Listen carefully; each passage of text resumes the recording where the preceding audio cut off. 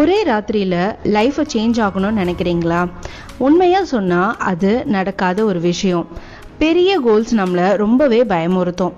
அதுக்கு தான் ஜாப்பனீஸ் மக்கள் ஒரு ஸ்ட்ராட்டஜி ஃபாலோ பண்ணுறாங்க. அது கைசன் ஸ்ட்ராட்டஜி.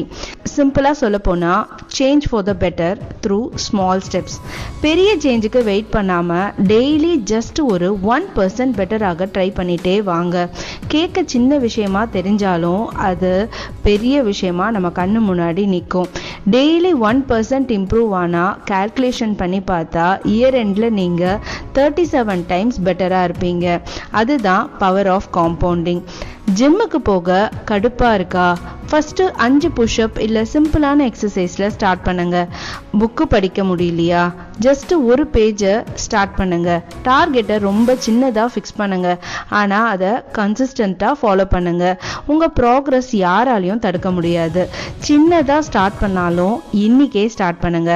ஸோ இன்னைக்கு உங்கள் 1% சேஞ்ச் என்ன அப்படின்றத கமெண்ட்டில் சொல்லுங்கள். உங்கள் பெஸ்டிக்கும் ஷேர் பண்ணுங்கள்.